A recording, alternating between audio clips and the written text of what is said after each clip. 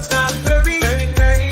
From comics to movies, he's got it all. He's an Outpost nerd living in a geeky world with his lightsaber shining. He's a Star Wars swerve through galaxies and adventures. He'll take you there, take you there. He's an Outpost nerd, no one can compare. Nerd power. Yeah, he's the king of nerds, catching out there. Welcome everybody to the Outpost Nerd. All my nerds, geeks, and dweebs. I am the nerd of the Outpost, and I hope y'all are doing fine today. Hey Suzanne, thanks for coming. Today we're gonna go back in time for a little while. Back to the 90s when there was sci-fi on the Sci-Fi channel and a little nerd would sit with a bowl of popcorn watching sci-fi, falling in love with the genre. Today I'm going to share a couple of my favorite, some of the best 90s sci-fi shows that I grew up watching. Cool Gamer, thanks for coming. What's going on? So, yeah, I grew up pretty much watching science fiction, superhero shows. When I grew up in the 90s, there was always some type of cheesy science fiction on USA Channel, the Sci-Fi Channel, Fox Kids. I grew up when I was in elementary school. Fox Kids was a 2-hour block from 3 to 5, my time, and they would show the Marvel cartoons. They'd show Power. That's where I watched Power Rangers, and it really brought me into the sci-fi genre. But it was the big shows, the big productions, the big hour shows that I really got into on the Sci-Fi Channel. Today I'm going to be talking about shows like Farscape, Stargate SG-1, Space Precinct, which is a British show we'll get into, Space Cases, which was a Nickelodeon show, which really was the infection point for me. It was the show I watched first. It got me into science fiction. And then to top it all off, I'm going to talk about one of my favorites, a really groundbreaking show in my opinion, Babylon 5, which the story, I'll get into the story, the effects, just amazing, really groundbreaking for the time. So first off, we're going to get into Farscape. Farscape, believe it or not, was a Jim Henson production. It was filmed in Australia. And really, really great story. And the puppetry, it's what you expected from the Jim Henson Company, who just, I don't think they've ever done a bad job with their puppetry on shows. Geyser, what's up? What's going on? Just talking some nerdy stuff today. Farscape was a story of a astronaut who, due to a test flight gone wrong, is flown to the other side of the universe, and he has to figure out how to survive. He doesn't know if he's going to get home. He's going to try to get home, and he ends up on basically what's a prison ship. Hey Shelly, hope your day's doing good. And all these characters, they're not good people, if you could call aliens people. Let me bring this up a little bit bigger. Here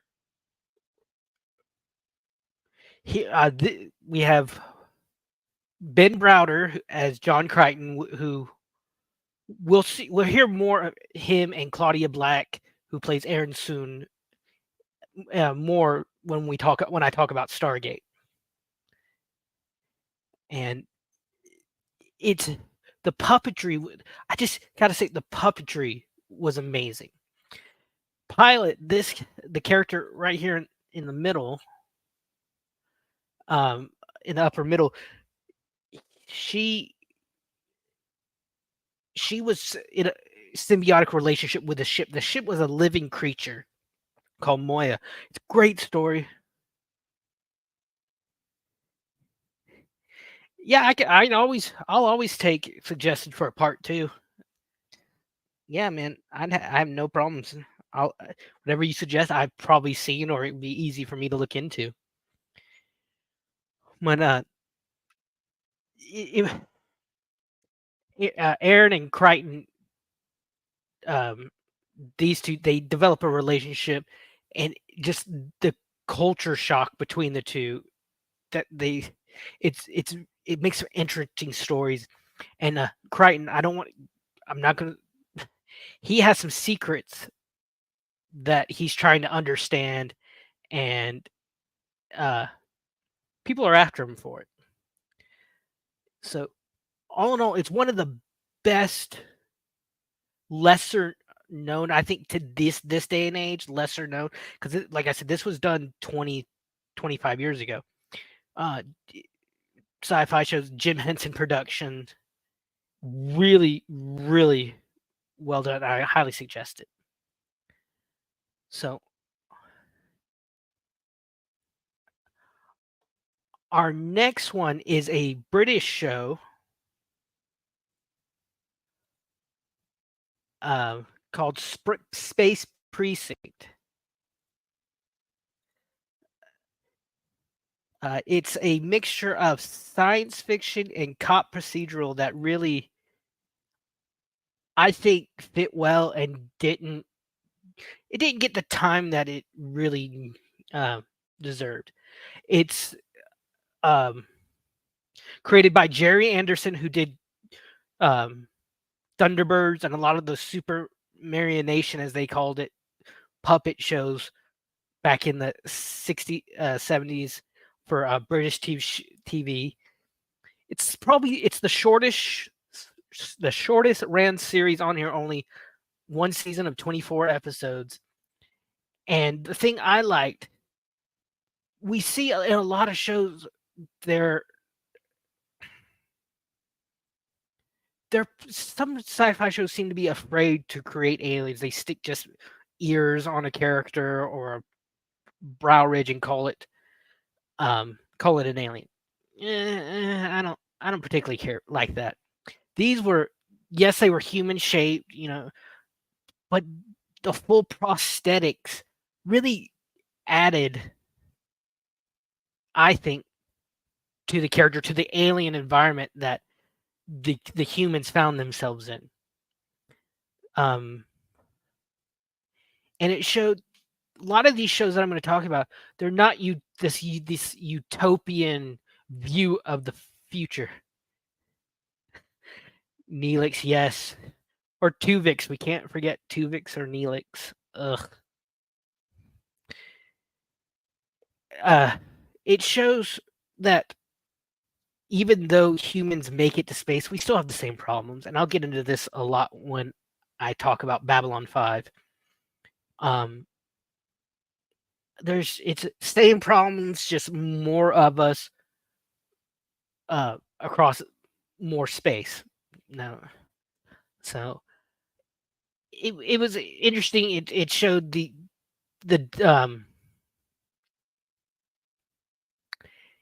yeah, humans gonna human. We're not. It's not. I don't. I honestly believe that if we ever it, we'll never have a world like Star Trek. I don't think. I don't think. I think that kind of Star Trek. The story of Star Trek only happens because of alien intervention. First contact when the Vulcans come down to humans. So to me, I don't see that ever. I don't see Star Trek, something like Star Trek, this utopian society on Earth ever coming to fruition. I see us as a more Babylon 5, where we're gonna have issues over. We're still gonna have war, and then I'll get into this. I'm jumping ahead of myself. We'll get into this more with Babylon 5.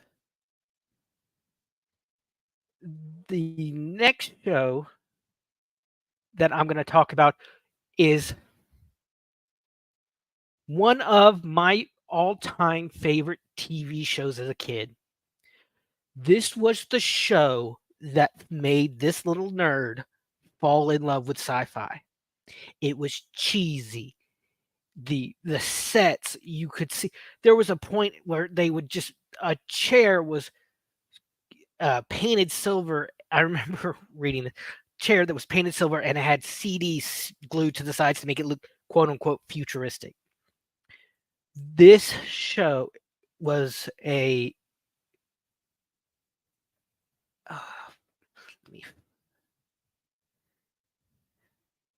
was a no, not Red Dwarf. Red Dwarf was a little before my time. This no. Let me bring it up. This one was called Space Cases. It was on Nickelodeon. It was so fun for a kid who I the I related to these kids. They were the okay. The story is that each kid is from a different planet in the solar system, except for him. He's from Andromeda. This is Walter. We have Walter Emmanuel Jones, who's the OG Black Ranger. This was fresh off of his stint as Zag on Mighty Morphin. The show was about school kids who find themselves on an alien spaceship, and they're the only ones that can control the spaceship. We have the grown-ups here, Commander Goddard and Vice Principal Davenport. They can't do anything. The kids are the only ones that can control the ship. We have Jules Satie, who you were talking about Firefly just now. This was her first stint into sci-fi before Firefly. This was probably about 7 or 8 years before Firefly, Shelley. She plays we have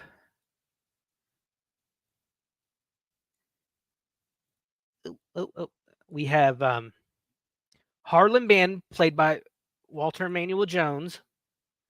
We have Catalina, played by Jules Satie. Harlan is from Earth, very brash, typical human. Catalina's from Titan, on moons of Saturn, and her people have sonic screens. Each character has different skills and abilities. We have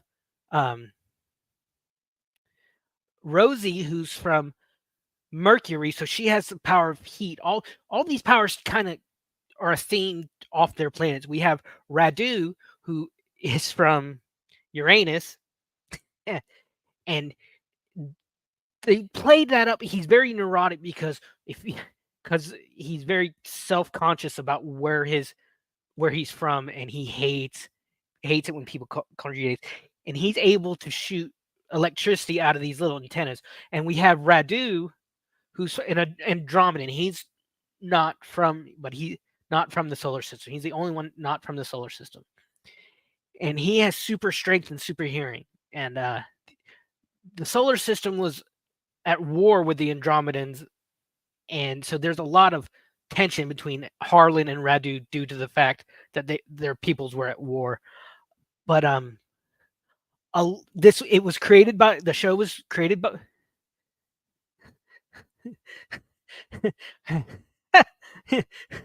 Shelley, don't crack me up when I'm doing a show.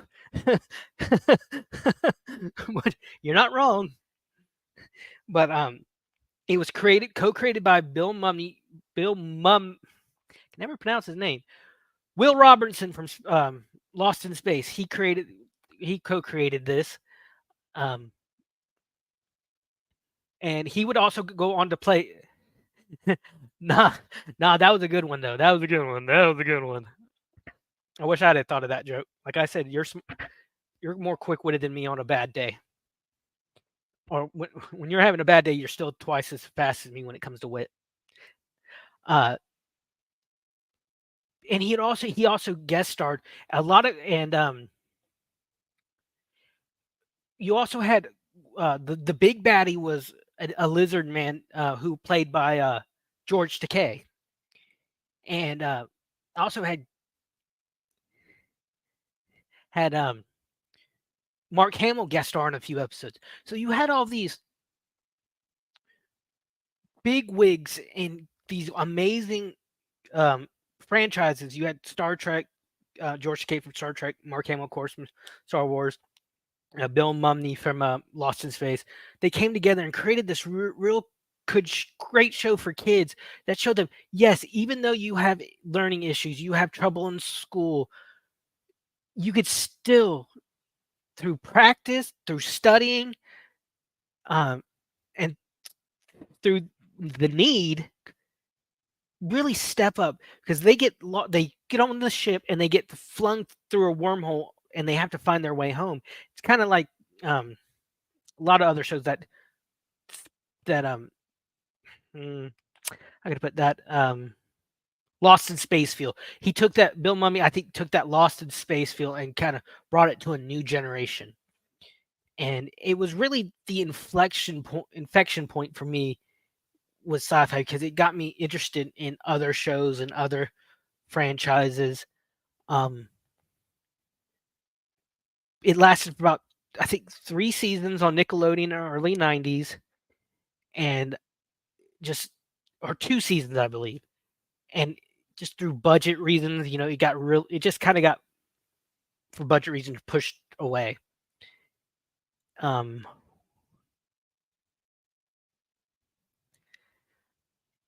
the next one I'm going to talk about is probably the most popular one on my list. It is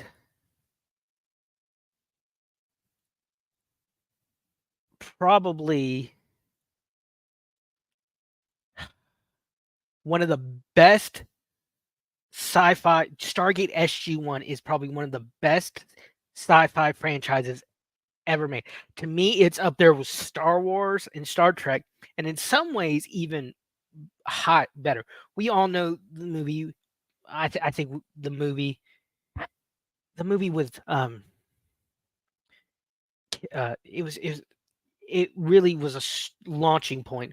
We have Michael Shanks as Dr. Jackson, Richard Dean Anderson, of course, we know as MacGyver, as Colonel O'Neill. That's O'Neill with 2 L's, because he said that it was a running joke whenever someone would say, "I'm reporting you, O'Neill," he'd be like, "Okay, O'Neill with 2 L's," because in real life there was a Colonel O'Neill who only spelt it with 1 L in the real Air Force.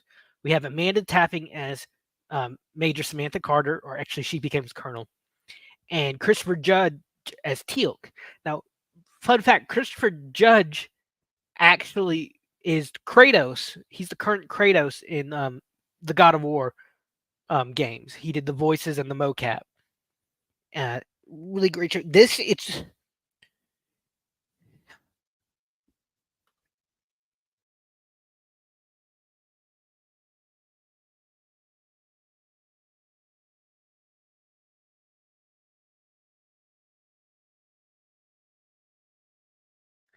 This show took science fiction and mixed it with mythology,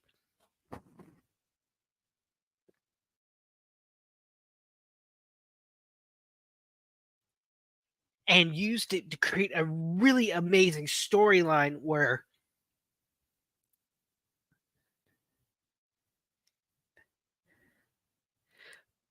I started choking and I had to mute myself.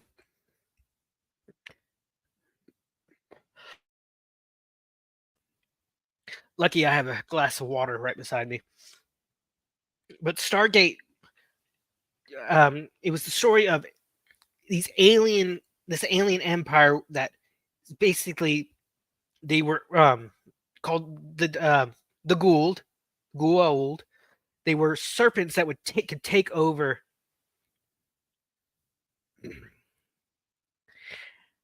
No, yes, Grim. Yes, that is exactly what I did. Yeah, jackass. Thanks for being here, Grim. Uh, they posed as gods, like, and they would make populations think they were actually gods, but they just had advanced technology. Well, using the Stargate, the U.S. Air Force creates these teams called um, these reconnaissance teams, and the main one is called SG-1, and they go through the Stargate to different planets, meeting people, exploring, and um, trying to create uh, alliances to fight the Ghoul. Um, this is the show that in the ninth season they brought in Ben Browder and Claudia Black, who I mentioned earlier in um, Farscape. Here they are. Um, during season 9 and 10, Richard Dean Anderson had decided to leave the show. He wanted to raise his daughter, so they brought in um, Ben Browder and Claudia Black. She had guest starred in an earlier episode, and they really liked. Hey, just thanks for being here. They brought in her back because she's really kind of great roguish character. This is Bo Bridges, Jeff Bridges' brother, the dude. He took command of the base, uh, and really kind of shook things up a little bit. Really great seeing the just the change in dynamics between the new cast and the old cast, and how they would mesh, and how it changed.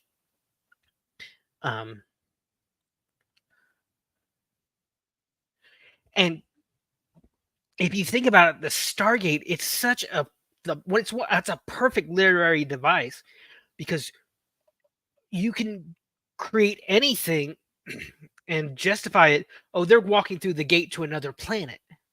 It's very simple way to incorporate the stories, and just it allowed the writers to do anything they wanted and justify it by saying we're going through the gate.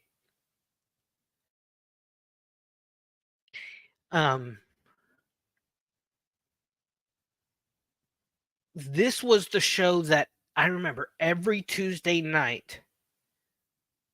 Sci-Fi Channel used to have these blocks on Tuesday nights. I remember specifically Tuesday nights. It was 3 hours. It was usually Stargate, Warehouse 13, which I'll do in another video, and it could be different shows. Sometimes it was Eureka. Sometimes it was another Stargate show. But I'd come home in the afternoons, hurry up and do my homework, and at 7:00 I was in front of the TV with a bowl of popcorn watching these shows. I watched these shows every week religiously, and just it allowed me escape from if I had a bad day at school or was fighting with my parents. It allowed me to escape. This show, Stargate, got so big. Okay, the base was spaced in Cheyenne Mountain, which is the home of NORAD, and people would come on the tours looking for Stargate Command, the base. So what the base officials did is they put this they had a big metal door with a huge keypad on it, and in big letters they put Stargate Command.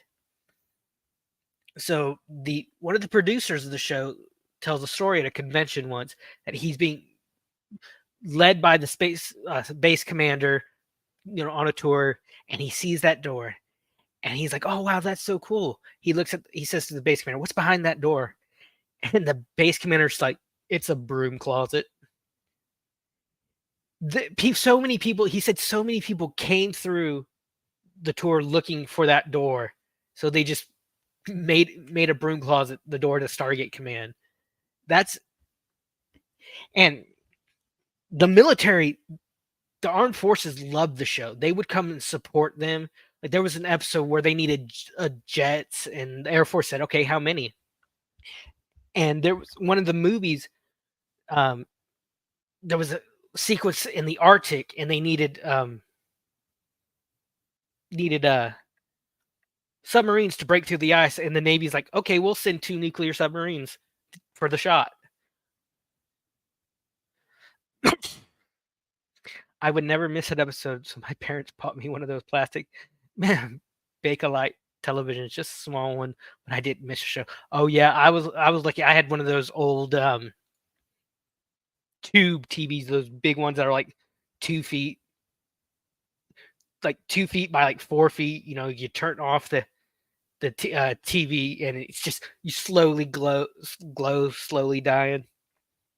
That's what I had. I would watch it on that.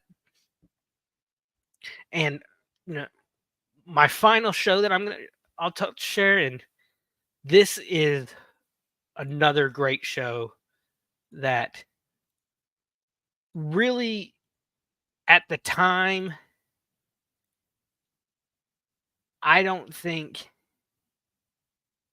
got the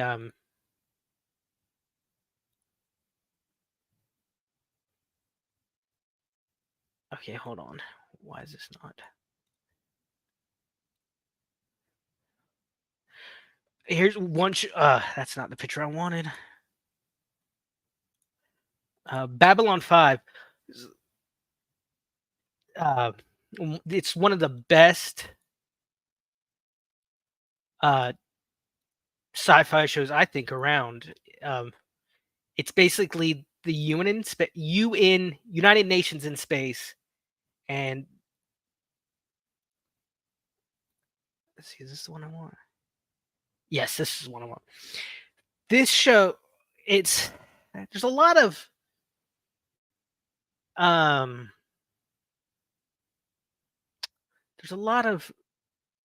different opinions on what I'm about to say. But due to the fact that Paramount, who owns Star Trek, did the same exact thing recently with Star Trek Discovery, this wouldn't surprise me. J. Michael Straczynski, who worked on shows like The Real Ghostbusters, a lot of 80s animation he wrote for, he went around selling this for it took him about a year before of just going around to different studios, and they all said no. He goes to Paramount, they say no, they pass. Later on, it was Turner Broadcasting, Ted Turner's station, that picked it up and allowed him to create the show. Well, about a year after going to Paramount and selling it, they announced Star Trek Deep Space Nine. Now, there are a lot of similarities between Star Trek Deep Space Nine and Babylon 5.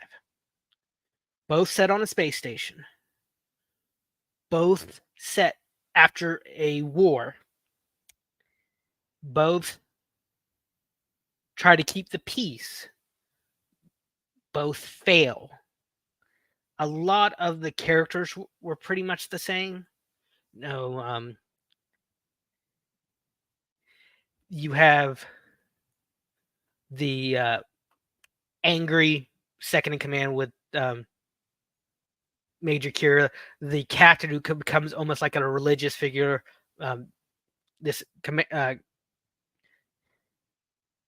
Captain Sheridan and Captain Cisco. You have the snarky, arrogant um, security officer Odo, and this is Garibaldi. And then you have all the different aliens.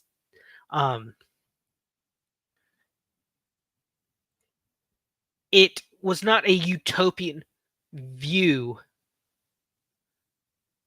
of the future. In Babylon 5, humanity gets out to space on their own. Of course, they meet aliens, they meet other races,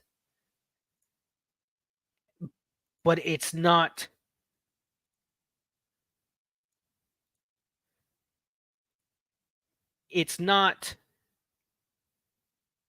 good, as basically the humans end up in a war with a race called the Minbari. This is a Minbari, who are one of the most technologically advanced species in this universe. And the Minbari nearly destroy humanity. They push them back to they push humanity back to Earth, and then for some reason, I don't want to spoil it because it's an amazing story. The writing on this show is amazing, and they stop for some reason, and I will let you find out. It's only set 200 years in the future, which compared to 400 years as in Star Trek. It's called Babylon 5 because after the war, it's decided, okay, we need a place to air out our differences for discussion, for peace talk. So they create a project is created called the Babylon Project. Babylon 5 is named so because it's the fifth of the Babylon stations. Babylon stations 1 through 3 are destroyed through incompetence or sabotage. Babylon 4 disappears, which is a major plot point in the series. So Babylon 5 is the last of the Babylon stations. It doesn't shy away from modern problems. It's still the world, like I said, the world is not a utopia. It's the show explores politics, religions, and culture, all living in this space station that's 5 miles long. The characters, they're still worried about economics. They're still worried about getting paid, about how much things cost. They still cook, unlike in Star Trek. And it does. Hey, Melissa Jane, thanks for being here. I'm just talking some nerdy stuff. And it has some Lovecraftian themes due to interactions with ancient and super powerful alien races that look on humanity and these other younger races, as all these are called. Like he's one of the characters describe it as an ant compared to a human. You know, that huge difference. And the cast was amazing. We have Bruce Boxleitner, who was best known in the 80s for playing Tron. He came in on this in the second season as a replacement for the first season lead named, let me bring that back up, Commander Sinclair, played by Michael O'Hara, who during the production in season 1, Michael O'Hara started suffering from paranoid delusions. He thought people were following him. He thought there was messages in the newspapers. Really, he goes to J. Michael Straczynski, who helped him. He wanted to keep a secret. He got through the first season, because he didn't want to be the reason the production was shut down. He knew that in his position as the lead, so many people, the cast and crew, hundreds of people were relying on him. And by the end of season 1, he just was not getting better. So he was recasted with Bruce Boxleitner as Captain Sheridan. Jasinski said, "I'll help you in anything: groceries, housing, medical. I'll help you get better." And for a time, he did. So later on in season 3, he comes back for a few episodes that really.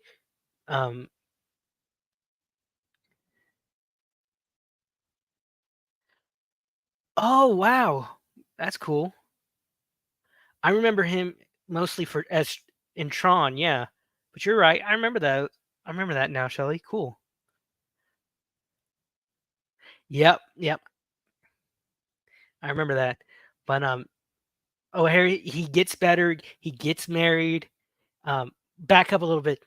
Straczynski promises, "Hey, I won't tell a soul until the day I die. I won't tell anyone," because he knew how something like this could ruin O'Hare's career. And O'Hare said, "No, don't keep it to your grave. Keep it to my grave, because people deserve to know one day why this happened, why the changes happened." So he gets better, gets married. In 1998, he gets married. Life's going good, and then 2012, he has a relapse. Michael O'Hare has a relapse, and he dies of a heart attack and is in a coma for a few days and ends up passing away. Yep, and she actually guest starred in a few episodes as Sheridan's wife, Shelley. Yeah, so they actually acted together in a couple episodes of Babylon 5. Great chemistry between them. Yeah, but they divorced not long after, I don't think. But when he died, Straczynski kept his promise, and 8 months later at Phoenix Comic-Con that year, shared the story of his bout with mental illness and how important was. And I always say this on my channel, how important it is to get help. But so the show really it covered that. It didn't shy away from politics. There's one episode in season 1 that I absolutely love, where each race on the station is sharing their religious practices. And when it comes to humans, it's really it's probably one of the best written scenes I've ever seen in sci-fi. I'll share it. This is Mr. Harris. He's an atheist. Father Crisanti, a Roman Catholic. He has representatives from all these earthly religions, and he's introducing the alien ambassadors to each one, because Earth, unlike the other aliens races, they have this kind of universal religion on their planets. Earth doesn't. So this is how he introduces it. Ooh, didn't want to. Mr. Hayakawa, a Zen Buddhist. Mr. Rashid, a Muslim. Mr. Rosenthal, an Orthodox Jew. Running elk of the Aglala. And one thing is, he's greeting each representative of human religions using how they introduce themselves. A thing with Babylon 5 and Deep Space Nine were pretty much in production at the same time. And a lot of times, actors from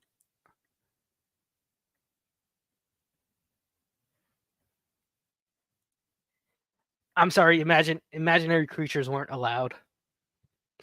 Or that imaginary creature was not allowed in line.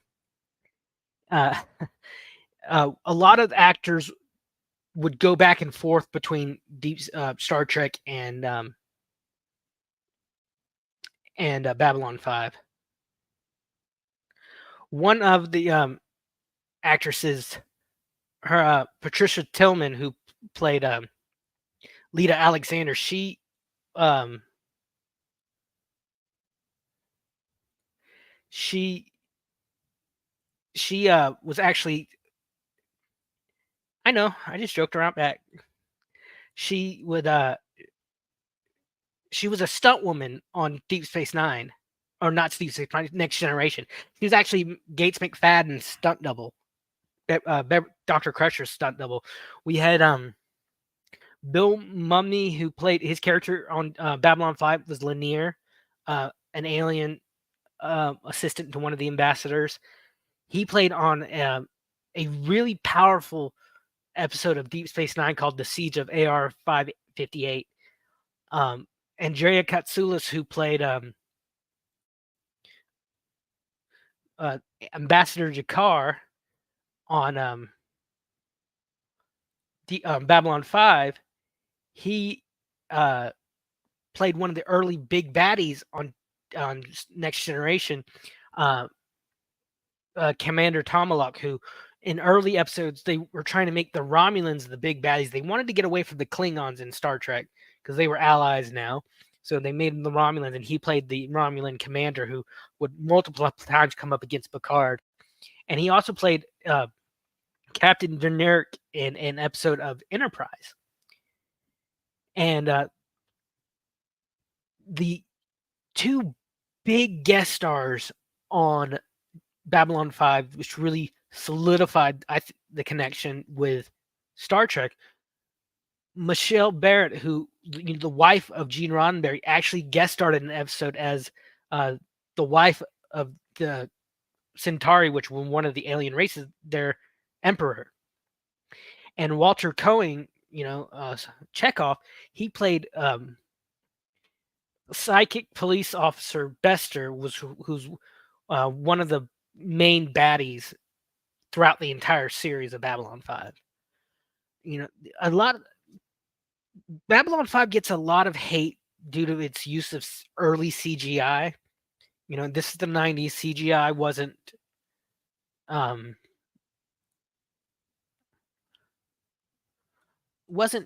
that. It was still in the early phases, and it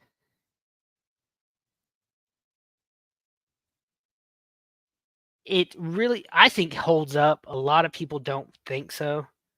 But when other shows were still using miniatures, like throughout the entirety of Deep Space Nine, the station was always a miniature. The only scene where it was actually CGI was in the final scene of the entire series, when Cisco and Kira are in the window of Deep Space Nine, watching the wormhole, and it pans out and it just gets farther and farther away. That's the only fully CGI shot in the entire series. But this is the Babylon 5 station, by the way. Babylon 5 used a lot of CGI, a lot of physics.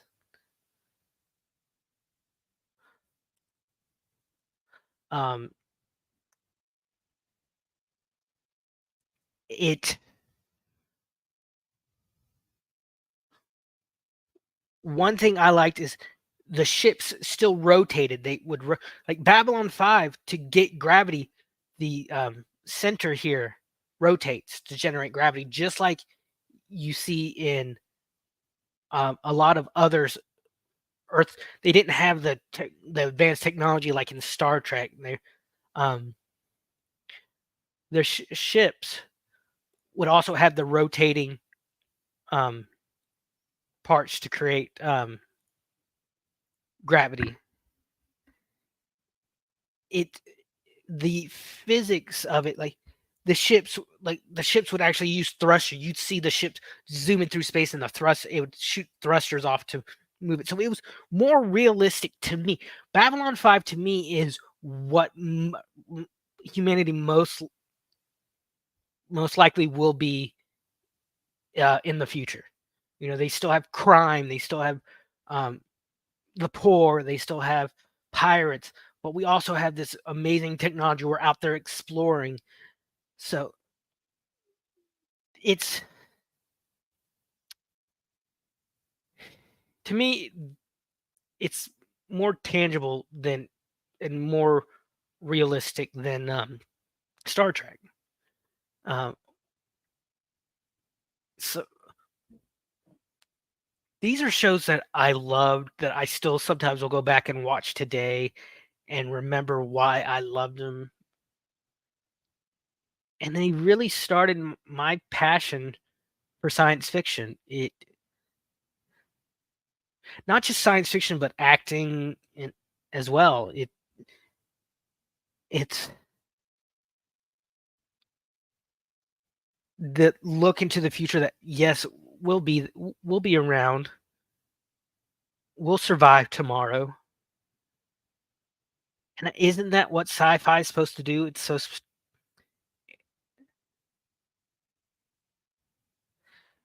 dude, I'd love to. I've been meaning to get up with you, but it's just work, and the real world has been kicking my butt lately, Kaiser. I'll Facebook, or I'll Discord you sometime. It really, sci-fi is not. It's supposed to be a look into the future, a look of what humanity could be if we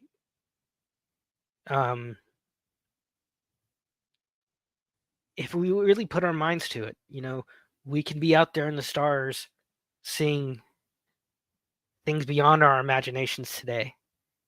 You know, one day my grandchildren could sit under an alien sun, or my descendants or our descendants could see a star up close.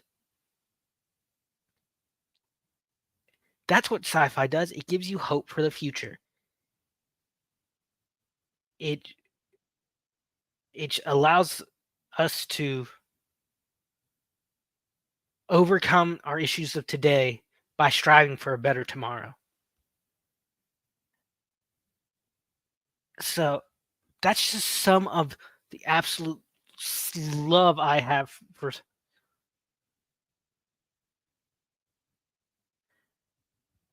I have imagined myself on the bridge of a starship. I've dreamed about zipping through space. It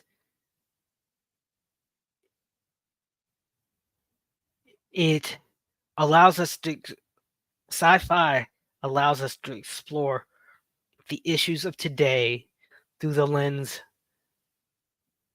of, how can I say this without sounding cheesy? Through the lens of what we can be tomorrow. So that's just some of the shows. I highly recommend these shows. I think you'll find something great from any one of them. So, like, I'm gonna jump off, and like I always say,